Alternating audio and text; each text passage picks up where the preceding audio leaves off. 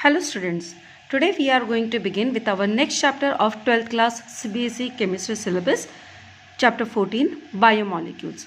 From this chapter we can expect either 1 mark question, 2 mark question or 3 mark question. Now what is the meaning of biomolecule? As the name indicates, biomolecules, that means the macromolecules which are found in the living being. And then what is the function of biomolecules? Biomolecules are responsible for the growth and maintenance of the living being. So what are the biomolecules that are responsible for the growth and the maintenance? We have studied them in lower classes. These are like carbohydrates, fats, proteins, vitamins, amino acids and nucleic acids. So in this chapter we are going to study all these biomolecules in detail. We will begin with the first one, carbohydrates. Now what are carbohydrates? As the name indicates, carbohydrates. These are the compounds made of purely carbon and hydrogen. Their general formula,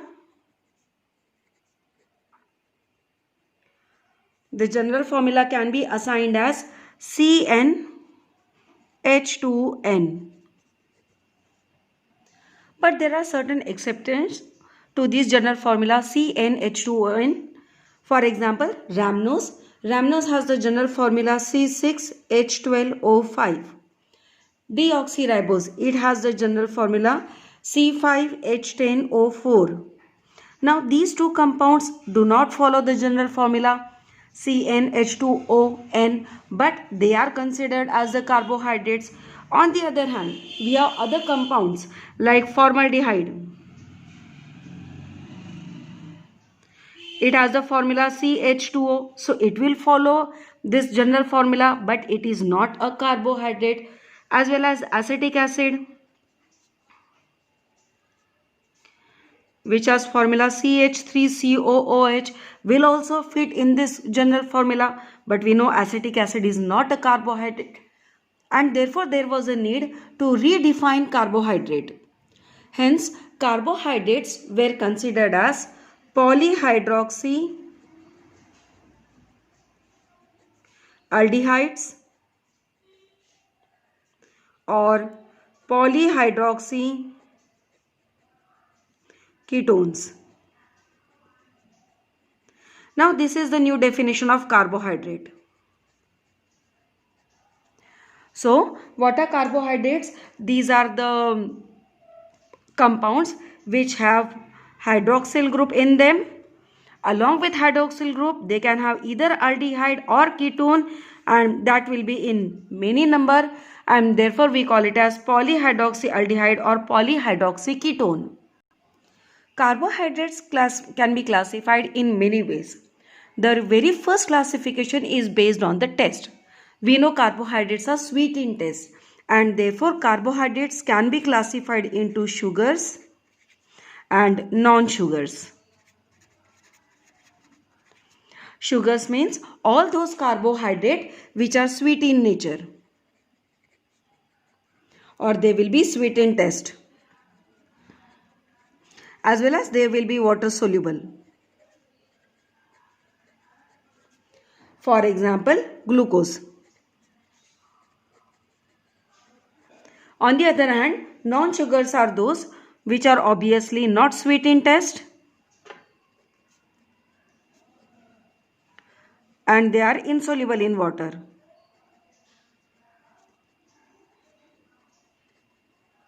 Example of non-sugar carbohydrate is like starch. Now you can have classification based question. The examples can be given to you and you are supposed to classify them into sugars and non-sugars. Now sugars and non-sugars, these are further classified into two types of categories based on whether they are reducing or non-reducing sugars.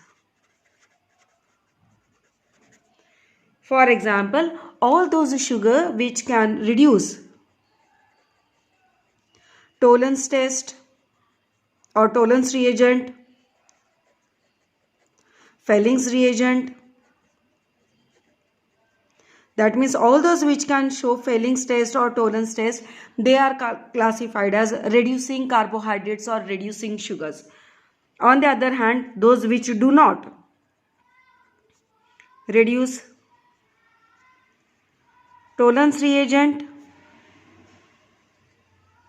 or Felling's reagent, they are classified as non-reducing sugars. The examples of reducing sugars are maltose and lactose, and that of non-reducing sugars are sucrose. But the more systematic approach for the classification of carbohydrates is based on the number of saccharide units they produced on hydrolysis. For example, if they produce only 1 unit of saccharide, then we'll call it as monosaccharide. Similarly, we have oligosaccharide and polygosaccharide. Saccharide is the basic unit, or it is the simplest carbohydrate. So what are monosaccharides? These are the simplest carbohydrates. That means they cannot be hydrolyzed further. They will be the basic carbohydrate. For example, glucose. It is a monosaccharide. Even fructose is a monosaccharide. But if any carbohydrate on hydrolysis produces number of monosaccharide units, like if they are producing 2 to 10 monosaccharide molecules on hydrolysis, then we call it as oligosaccharides. Suppose they are producing only 2 units on hydrolysis, we call it as disaccharide. The examples of disaccharides are like sucrose, lactose, maltose. All these are disaccharides. Suppose any carbohydrate on hydrolysis produces 3 units of saccharides, then we call it as trisaccharide. The example of trisaccharide is raffinose. If it is producing 4 monosaccharide unit on hydrolysis, we call it as a tetrasaccharides.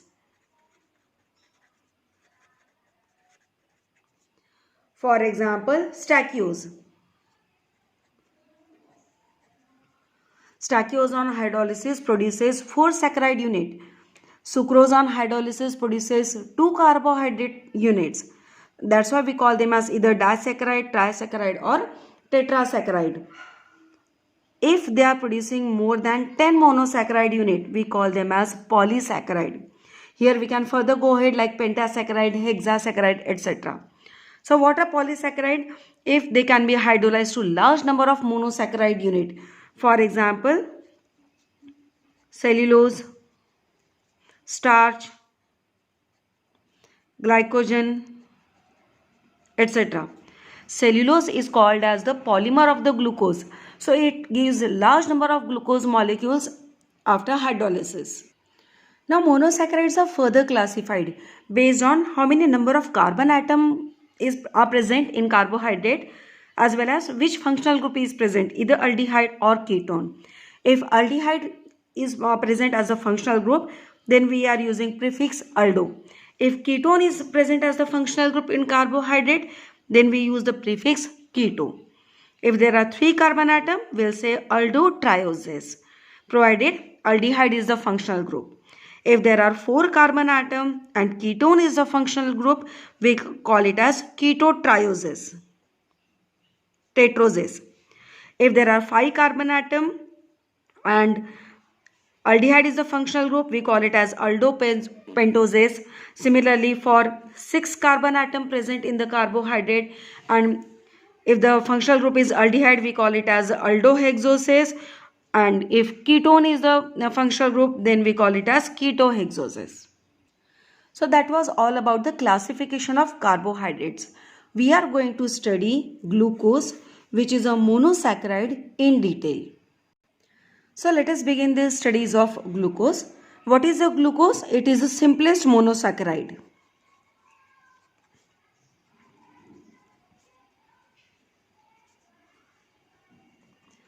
And we have studied the formula of glucose in our lower classes, that it is C6H12O6. Now how glucose can be prepared? We can prepare glucose in two ways, either from hydrolysis of sucrose, which is also called as cane sugar. So sucrose on hydrolysis produces 2 units of glucose. Just now I have told you that sucrose is a monosaccharide. Sucrose is a disaccharide. It produces 2 units of glucose on hydrolysis, and since it produces 2 units of saccharide, therefore sucrose is called as a disaccharide. Now this hydrolysis of sucrose, that is an important equation. It can be asked as the complete day equation, or 1 mark question can be asked, what are the hydrolysis products of glucose? Glucose can be also prepared from the starch. Starch is also a polymer of glucose, and hence starch also on hydrolysis will give n number of glucose molecules. Let us discuss the structure of glucose. Glucose is also known as dextrose, and it is the most abundant compound on the earth. It is the monomer of many larger carbohydrates, like it is the monomer of the starch. Now the experiments has proven that there is one aldehyde group in glucose. There are 4 alcoholic groups which are 2 degree, that is secondary alcoholic group, and there is 1 alcoholic group which is primary. We have to prove all these, like we have to prove that there are 6 carbon atoms in glucose, there is 1 carbonyl group which is present in the form of aldehyde, and total there are 5 alcoholic group. So there are certain tests, there are certain evidences to prove all these things. So let us see what are the evidences for the structure of the glucose. Now based on this topic you can expect a 3 mark question, that is write 3 evidences for the structure of glucose. A direct question can be asked, or indirect question like prove that there are 6 carbon atoms in glucose, or prove that there is a carbonyl group present in the glucose, etc. Okay, so what is the molecular formula of glucose? C6H12O6. That is the first of all thing which we have to prove, that is the presence of 6 carbon atom in glucose. So how can we prove the presence of 6 carbon atom in a glucose? If glucose is treated with hydrogen iodide, oxidation occurs and we get N-hexane as the product. So I can write N-hexane in this pattern. Now since we have got hexane, that proves that there are 6 carbon atom in glucose. Now next comes to prove the presence of the carbonyl group. How we can prove the carbonyl group? If there is a double bond, if there is a carbonyl group, obviously it will react with hydroxylamine, it will react with hydrogen cyanide. This CHO, I can write it CH double bond O. So glucose, when it is treated with hydroxylamine, we get CH double bond NOH. This reaction we have already studied in chapter aldehyde and ketone. The remaining part of the chain remain unaffected. Similarly, when glucose is treated with hydrogen cyanide, this double bond O will react with this hydrogen cyanide and will give a hydroxycyanide product.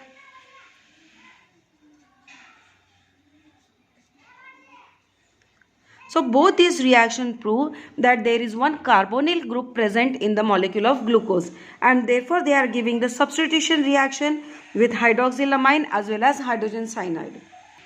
So with the help of reaction with hydroxylamine and hydrogen cyanide, we have proved that there is one carbonyl group. Now we have to see whether this carbonyl group is present in the form of aldehyde or a ketone. So we will carry out its oxidation reaction with bromine water. When glucose is oxidized using bromine water, we get gluconic acid.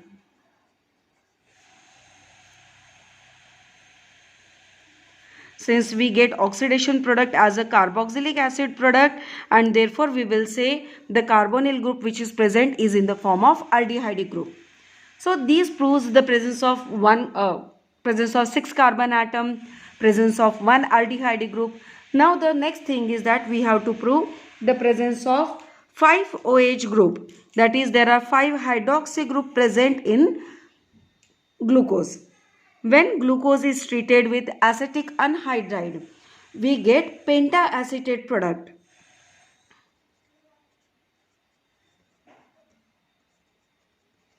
So this is a pentaacetate product.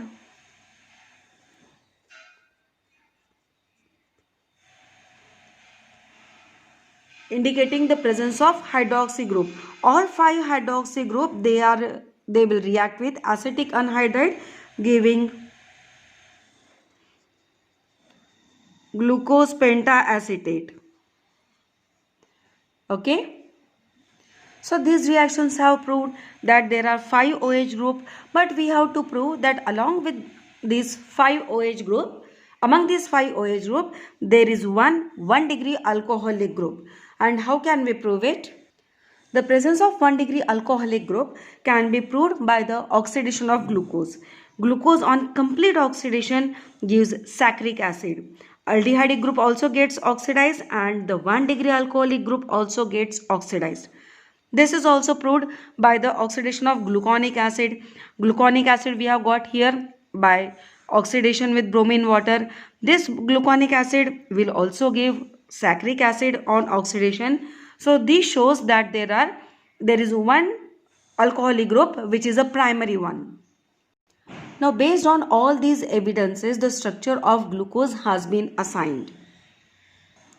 So the structure of glucose, or the evidences for the structure of glucose, says that there are 6 carbon atoms, 1 carbonyl is present, and that is present in the form of aldehyde, 1 alcohol which is present in the form of 1 degree, and the remaining alcoholic group, that is the 4 alcoholic group, they are present as secondary. And this is the structure of the glucose which was assigned based on all the evidences. Now this structure of glucose was given the name D-glucose. Now what is the meaning of D-glucose? This is completely different from the dextrorotatory. So next topic that we are going to discuss, this D notation. For assigning D or L notation, we take the help of basic structure which is of glyceraldehyde. This is called as D-glyceraldehyde, and this is the structure of L-glyceraldehyde. Now you can see here, this carbon atom is attached to 4 different groups, and therefore it is a symmetric carbon atom. If the lowest carbon atom of that carbohydrate which we want to discuss, if in that carbon atom, if it is a asymmetric one and the OH group is attached on the right hand side, we will assign them as D notation, because in the original D-glyceraldehyde, OH group is on the right side of a symmetric carbon. Similarly, if the OH group is on the left side, if the OH group is on the left side of a symmetric carbon atom, then we will call it as L notation. So we have 2 types of notation, D and L. D will be given in the situation when hydroxyl group is present on the right side of a symmetric carbon atom, that also the lowest one. L notation will be given when hydroxyl group is present towards the left side of the asymmetric carbon atom. Very simple, L for left and therefore L for that notation. You can remember by these alphabets. Now we have to remember one thing, that all naturally occurring sugar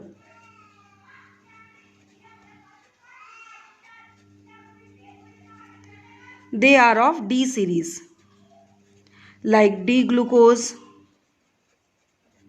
D-fructose, etc. Although there are many evidences to prove this given structure of glucose, there were many evidences which were against this structure, and they proved that glucose do not exist in a straight chain as indicated here. So we will study these objections now. So what are the objections to straight chain structure of the glucose?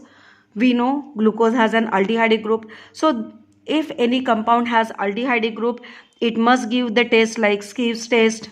It must give 2,4-DNP test, as well as it must give addition product with sodium hydrogen sulfide. But it was found that glucose does not give this Schiff's test or 2,4-DNP test, indicating that aldehyde group might be present but it may not be free. Secondly, glucose pentaacetate does not react with hydroxylamine.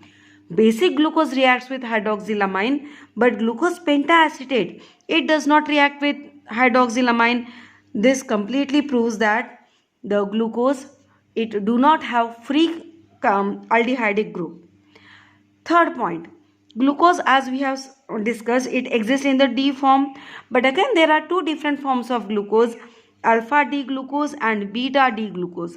These are obtained by different preparation methods, like if we carry out the crystallization of concentrated glucose at 303 Kelvin, then we'll get alpha D glucose.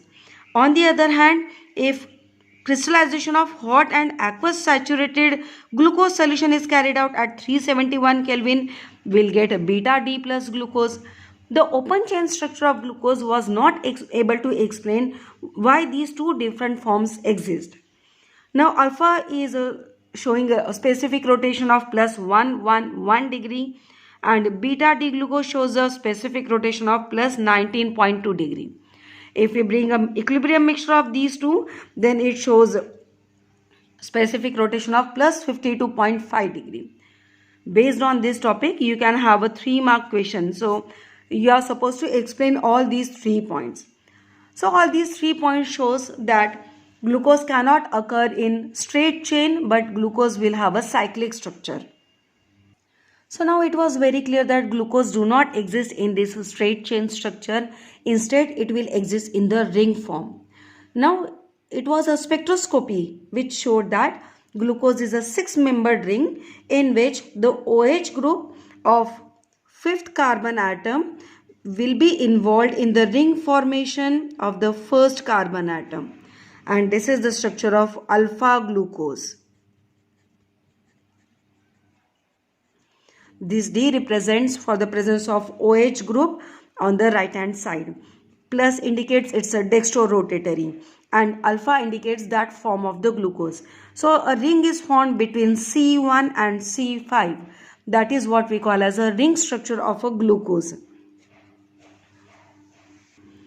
In beta form of glucose, in this also 1st carbon atom and 5th carbon atom, they are involved in the ring formation by using oxygen of aldehyde group. Both the structure appears to be same, that in this also C1 and C5 linkage through oxygen. In beta also C1 and C5 carbon linkage through oxygen of the carbonyl carbon.